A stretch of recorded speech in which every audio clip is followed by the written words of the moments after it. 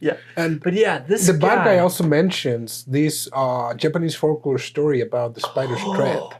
Oh yeah. And how, so this Japanese tale is, Uh, there was this terrible man. yes. He killed, he robbed, he did a lot of things. Yeah. But It's a one sinner, time, basically. he saved a spider. Yeah. And so when he dies, obviously he goes to hell. Mm-hmm. But the grace of Buddha allows him to start climbing up the little spider's thread that he saved. So he starts climbing. And he has this chance to like get out of hell, basically. But when he sees people that also start to climb up, he gets all selfish. He starts kicking them down, and the spider's thread snaps. And so it was kind of, you know, the first time around, kind of hard to actually relate it. Yeah. Because it's like how is that important to your messed up background? Right. It's like, how does that even connect, or what does that even mean? Yeah. That story, I also had to look it up the first time I you did? watched it too, because I was like, what is even the story? But yeah, it's like what did you think about that? What I thought, because he was seeing threads in like people, and what I thought was really like, yeah, those people have opportunities to either get a hold of their lives, or just throw themselves into oblivion and just pretty much give up on life, and because those were essentially the ones that he was doing all those atrocities, all those people that were the thread were snapping. He's like, yeah, that's right. You don't really need to be here anymore, so I'll take care of you. I'm gonna take care.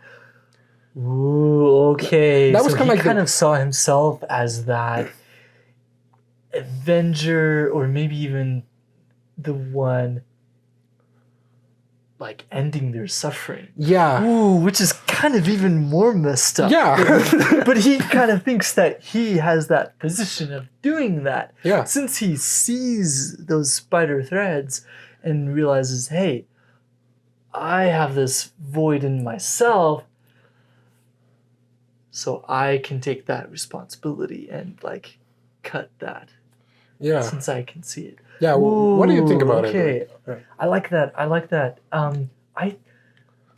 I think, you know, I probably think of it in the same way. I probably think of it like, if I add my 2 cents, I probably think of it as and he also talks about, wait a second. I just realized that Satoru also had kind of a similar story or similar idea.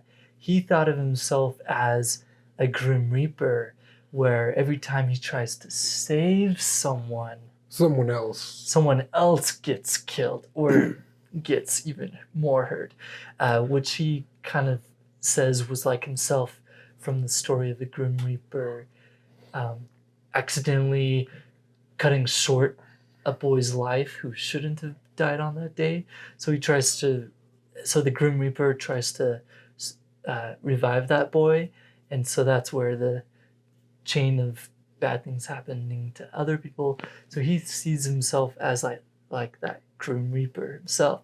So I think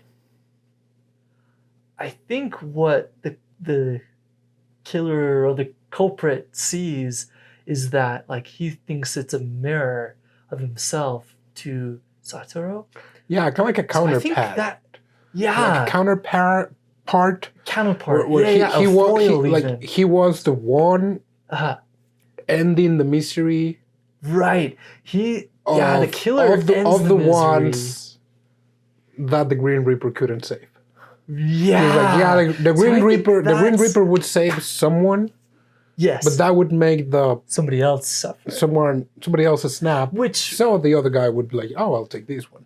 Right. So I think to kind of keep a balance. Keep a balance. In a really messed up way. Really, yeah. Like if you think of it like as a cosmic balance, thinking of the two stories side by side, I think you could say one is like a killer to try to save people, and one is kind of like a savior to like try to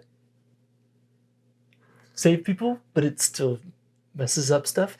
But it's like they're yin and yang, or they're like too interconnected. Yeah, because in a way he saved people, but still ended up having to deal the consequences. Some consequences himself. So it's like, yeah.